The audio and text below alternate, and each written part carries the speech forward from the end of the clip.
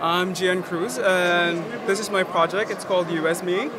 Yeah. It's a series of self-portraits where I have other people stand in for me, hence the title You As Me. It's basically me inviting you to portray me in these series. And at present, it's around over 200 photos, the current existing catalog nowadays.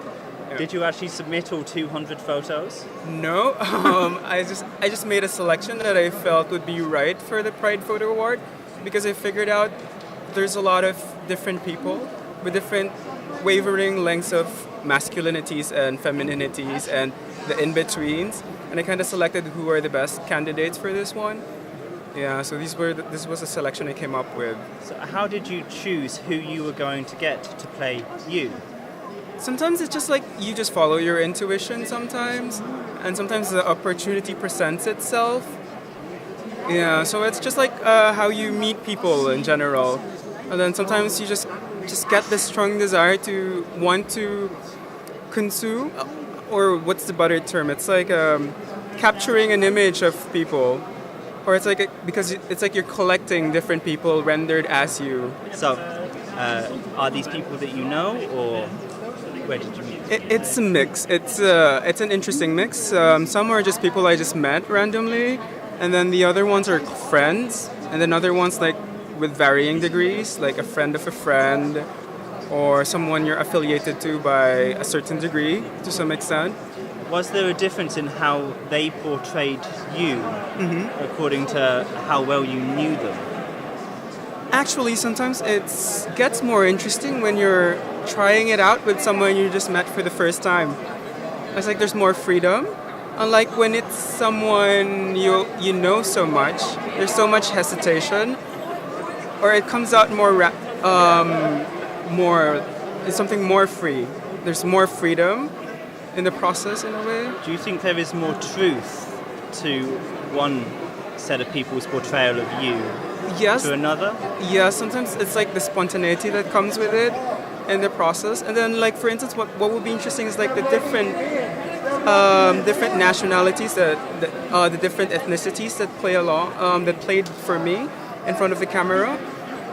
Like for instance Asians would tend to be more shy, whereas when you shoot my Caucasian friends, they would tend to be more.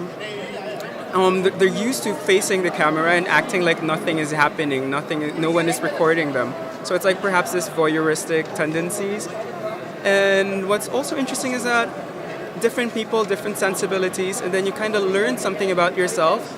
And since it's a project that I'm actually talking to my subjects as I'm photographing them, or they're trying to portray me, it gets more interesting because the process happens, you create the dialogue, and then what you create from that very moment is how you make a portrait of yourself.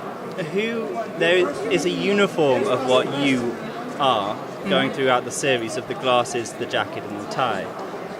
How did you come up with that idea of that representing you? Oh, is it? When I was much younger, I was very much fascinated by the French New Wave. So I would be I would like, sometimes even if I live in the tropics, I would have this escapism of sorts that I would pretend like I'm one of the characters in a Godard film or in a film or by Truffaut, and it kind of started from there. One of the images that is shown here, you have somebody who's quite possibly wearing a wig. Where did that enter into the...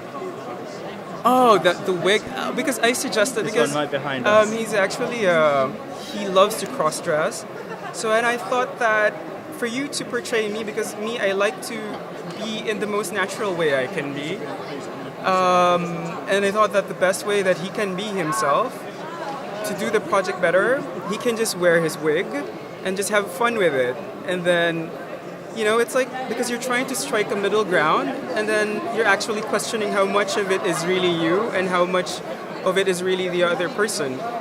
And then, basically, in essence, that's how you really are. If I talk about myself, there's always going to be something in question about myself. So those varying degrees are the ones I'm always interested in. Do you find it's quite an interesting way of removing people's gender identity by getting them to just portray one person? almost no one has their own identity except for that one. Yes, in a way, because we're kind of dependent on our identities are kind of dependent on the people around us, like the people we love, while also the people we hate, and or perhaps those people we aspire to be. So in a way, that's kind of like that. In a way, this project, because of the different individuals with their different gendered identities, it's kind of like my way of trying to see myself, perhaps through the optic of a lesbian friend, or through a transsexual friend, or through someone trying to come out of his shell, or trying to break free from it. So there's those varying nuances that adds up to the bigger story, I guess. Fantastic. Okay. Thank you.